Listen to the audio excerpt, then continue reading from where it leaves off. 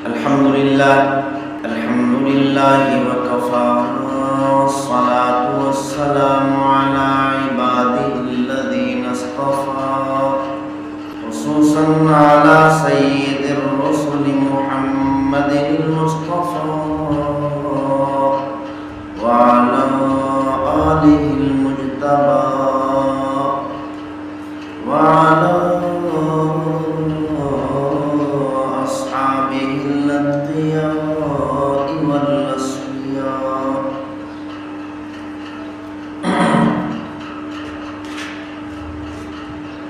بیت المقدس مسجد اقصی پھر یہودی کے قبضے میں آ گیا۔ بیت المقدس اور مسجد اقصی دوبارہ یہودیوں کے قبضے میں آ گئے۔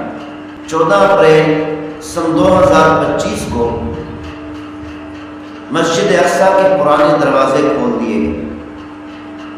یہودی مسجد اقصی میں داخل ہو گئے اور دنیا میں 57 اسلامی ممالک دیکھتے ہی دیکھتے رہے۔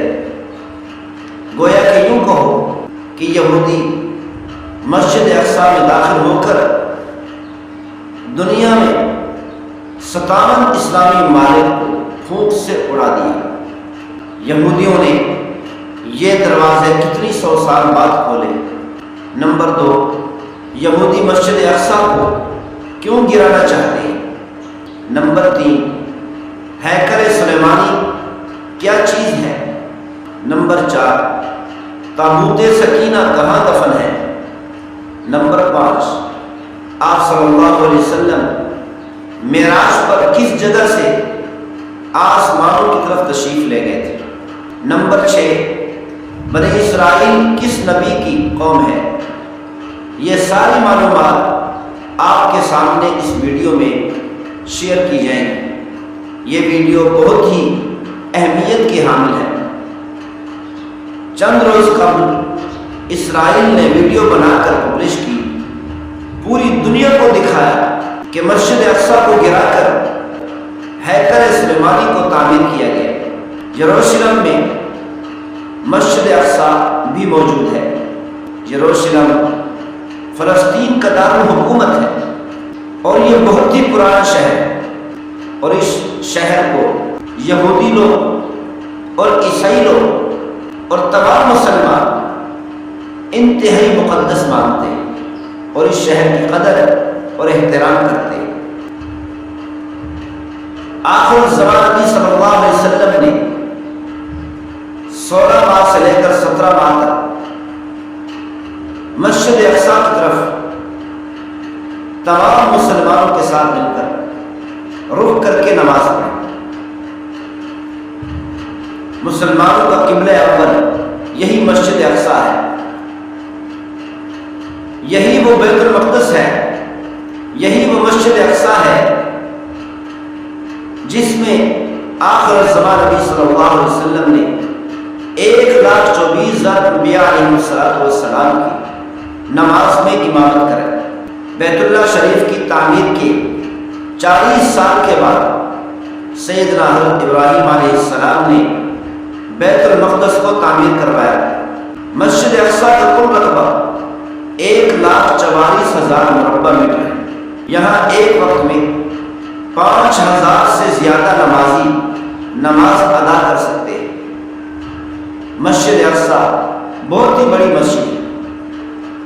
یروشلم شہر اصل میں اس شہر کے اندر حضرت عیسیٰ علیہ السلام سے یروشلم شہر اصل میں حضرت عیسیٰ علیہ السلام سے 3,000 سال قبل بنان نامی لوگوں نے آباد کیا تھا، اور اس کا نام فلسطین بنان نامی لوگوں نے ہی رکھا ہے۔ سلطان صلاح الدین ایوبی رحمۃ اللہ علیہ نے جب بیت المقدس کو فتح کیا تھا، اس وقت سے لے کر 14 اپریل سن 2025 تک یہودی ہر روز تڑپتے رہے کہ کس طریقہ سے بیت المقدس کے دروازے کھول کر اندر داخل ہو سکے۔ بالآخر 844 سال کے بعد وہ وقت آ ہی گیا کہ پرانے دروازوں کے ناک کھول دیے، پھر یہودی دروازے کھول کر مسجد اقصی میں داخل ہو گئے۔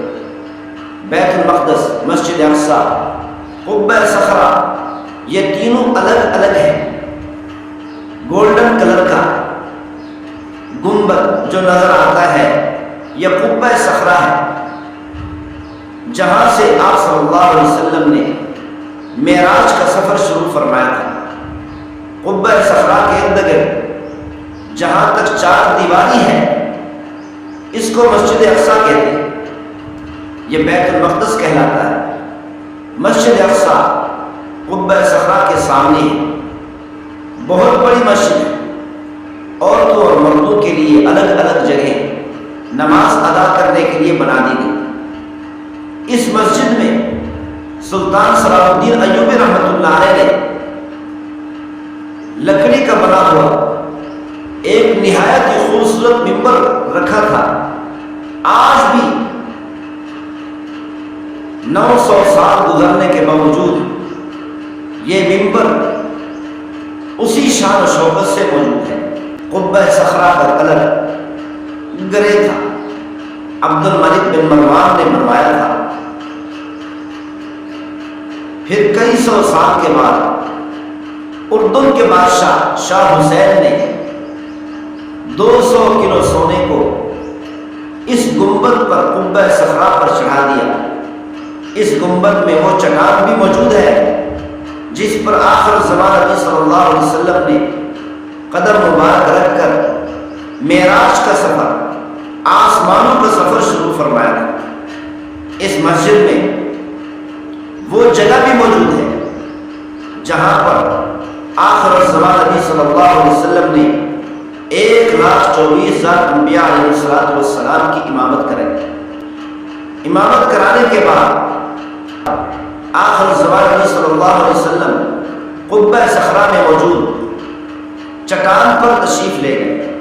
اس چٹان میں 3 مصلے تھے، جس میں ایک مصلی سیدنا حضرت ابراہیم علیہ السلام کا، دوسرا مصلی سیدنا داؤد علیہ السلام کا، تیسرا مصلی آخر الزمان نبی محمد صلی اللہ علیہ وسلم کا تھا۔